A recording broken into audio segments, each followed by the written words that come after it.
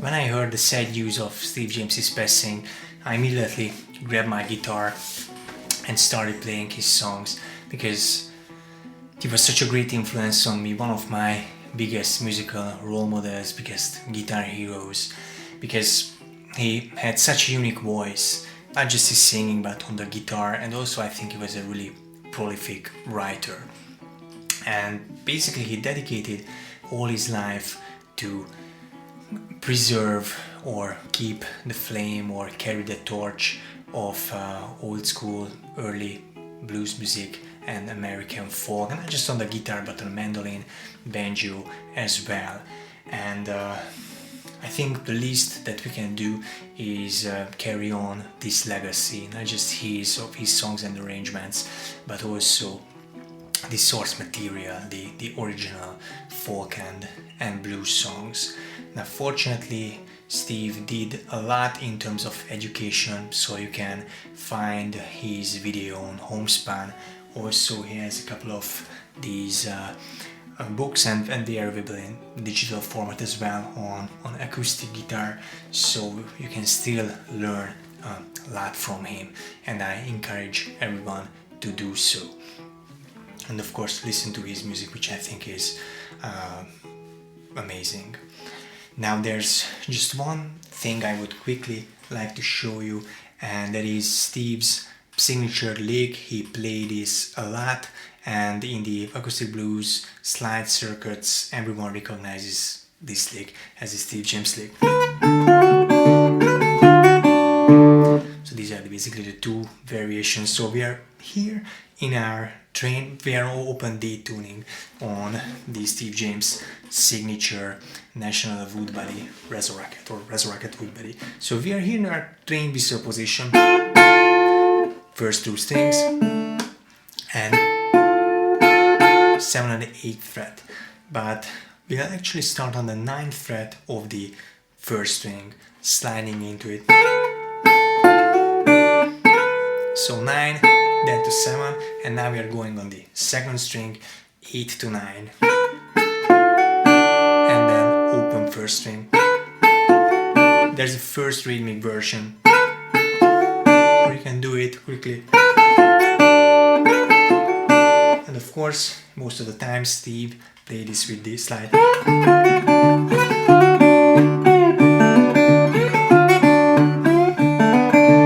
So something like that. Play this, integrate this in your songs, solos, or wherever you're playing licks, and that's, I think, a nice way of keeping his style or partly himself alive. Every time I play this, I think of him.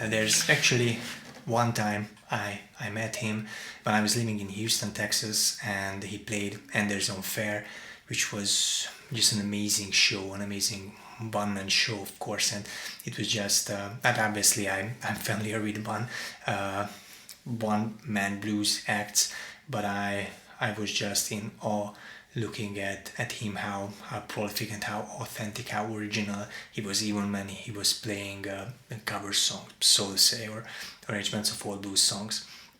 And I emailed him before because I wanted to get a private one-on-one lesson with him. He was nice enough to indulge me with that. So before the show, he showed me a couple of things backstage, and I remember I brought my steel Resurrect kit and just played a couple of notes with the slide, and he said, "See, I can teach you because I can see that you have hearing, so you hear where is the proper intonation with the slide." And many times that's something people struggle with, so you indeed need really good hearing. So this was a nice compliment for me. I cherish that memory, and he basically taught me some of his palm harmonics, some of his crossing scales, and it was just great to talk to him, ask my questions regarding his style. For example, Bear Creek Hop, I kind of had an understanding how he played it, but when I saw him do it like a couple of feet from me or meters from me, it was helping me understand, and obviously he broke down a lot of things for me. So that's always a great memory. I always think of that whenever I'm listening to his music or listening to or playing his songs or arrangements. I encourage everyone to go back and listen to his songs, and yeah, don't waste your time with this video. Go and check out Steve's stuff.